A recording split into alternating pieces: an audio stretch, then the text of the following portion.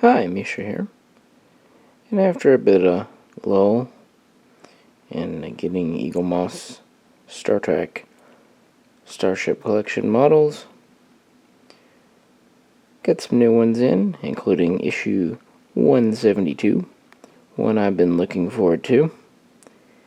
The Xindi Insectoid Scout ship, also sometimes called a fighter, seen in Season 3 of Star Trek Enterprise. And this is not our first Insectoid ship. Actually, very early on in the collection, we got their main warship here. And this model is pretty famous for being, well, big. It's really probably the biggest one in the standard line. It's big enough that it's almost a special.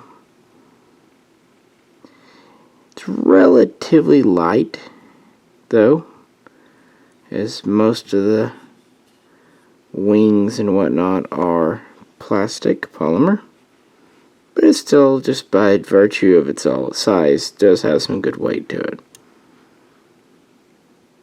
However, the scout ship here is actually quite weighty because most of it is metal, including the two main wings and central body, with really only the center, these little two top short wings being the plastic. And just because I brought out the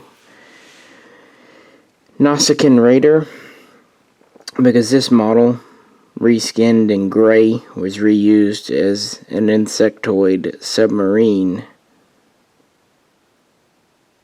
in Season 3, towards the end. So it really counts as an insectoid ship. At least it can, right? We've also received the other Xindi ships, the Primate Cruiser, the Aquatic Cruiser, the Reptilian Warship, and while we haven't received the Arboreal, we have received the Tellarite Cruiser, which again was a reuse of the Arboreal, so you can use one for both. Not a lot of data on this ship. Obviously, it is smaller than the regular Insectoid warship. We see it in a few episodes, including the one Hatchery, where Archer gets mommy feelings for the little baby cockroaches. It's small, agile, maneuverable. It has particle weapons. It can open subspace vortexes for FTL travel. But it's pretty lightly armored and is definitely outgunned by Enterprise in X-01. And it has a crew, at least in that episode, of 3.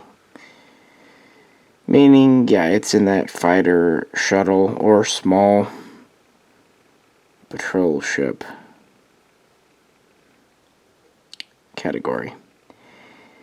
I mean, to have room, to be fair, it can be relatively small because the insectoids themselves are small, so to have room for 3 in the main cabin would not have to have a lot of space, but then having these giant wings sweeping out would add quite a bit of extra length. And that's about all we know. It's a secondary ship, kind of a background ship. And that's really what was neat about Enterprise.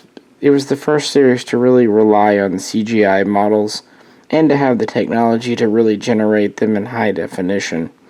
So they were able to give us a new model almost every week. Meaning in the Eaglemoss collection,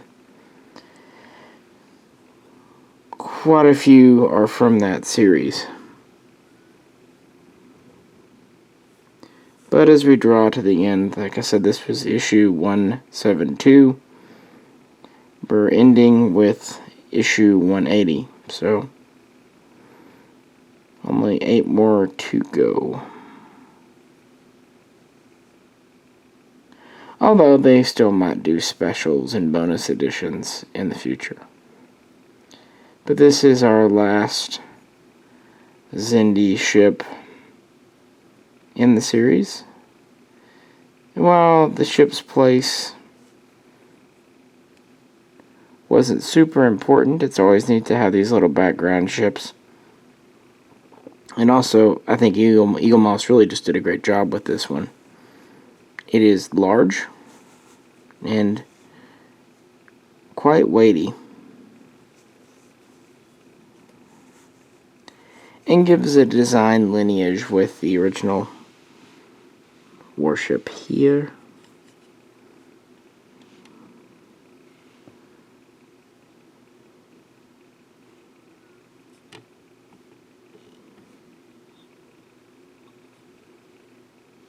Although, of course, the Nausicaan ship, repurposed to be a Xindi ship, is a little more out of place. But it does have that aggressive gun look and stuff. So, hey, at least they're putting ships in the scene, and they're not made of money. So,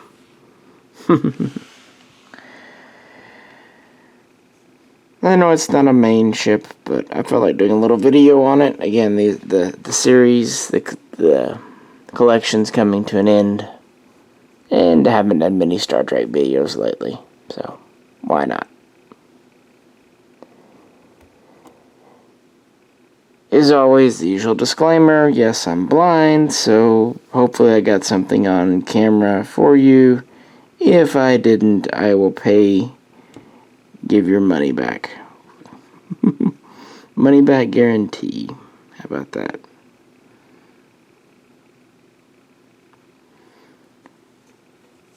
So yeah, what do you think? It does stay on the stand quite well. If you can't tell, it's nicely clipped in there. But it's very metal.